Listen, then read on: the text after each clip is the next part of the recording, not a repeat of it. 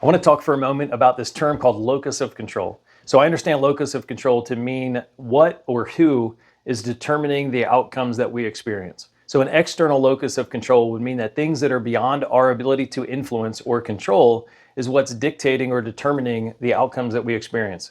An internal locus of control would be the things that we can do and the things that we can control in order to influence or create the outcomes that we desire. So one of the things I understand about addiction is that it's an externalization of a locus of control. This is us seeking something beyond us to create or synthesize a feeling that we're seeking inside of us. It could be a behavior, it could be a substance, it could be any distraction that's helping get us out of our mind and really hand our power over to something that is beyond us. Whereas recovery, I understand, is really a regaining or a return to an internal locus of control where we have everything that we need within inside of us and within our ability to influence in order to create those outcomes. One of the challenges in active use and in early recovery is that we're in a very high stress state. We're in that survival state, that fight or flight state more often than not. And when you're in this fight or flight state, we really are tuned to looking for things that could become potential threats. And as veterans who are very keen about or very skilled at identifying threats and doing things to help mitigate those threats, bringing our attention to detail to bear by helping identify threats, this can really put us in a mindset where we're constantly focused on things that are beyond our control because we're trying to mitigate or prevent things that are outside of our control from affecting us or hurting us. So one of the challenges that we have is that when you're in this fight or flight state, it can be very hard to break out of that. You're in a really reactionary state where you're just looking and scanning constantly for potential threats and then trying to navigate or trying to maneuver so that those threats don't negatively affect you.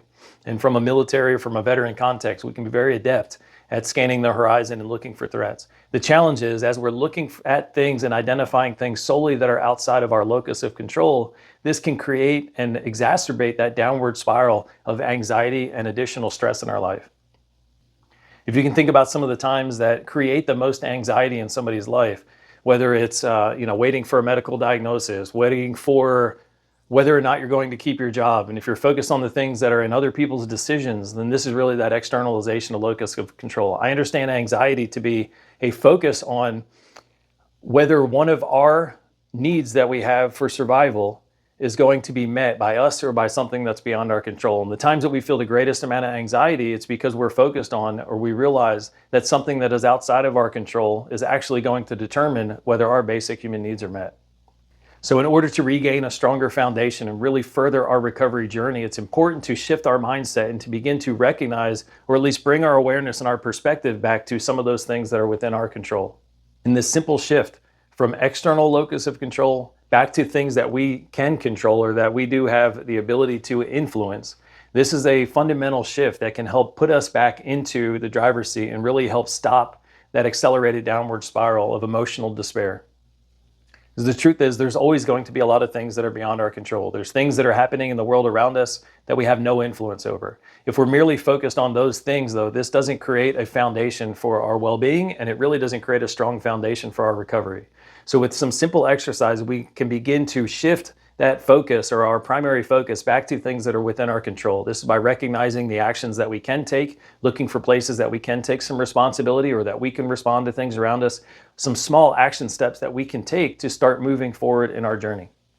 When we can start to create this shift back to the internal locus of control, this does help ease some of that anxiety, helps build that foundation or strengthen that foundation, and helps us feel more in control of our life and the outcomes that we're going to experience.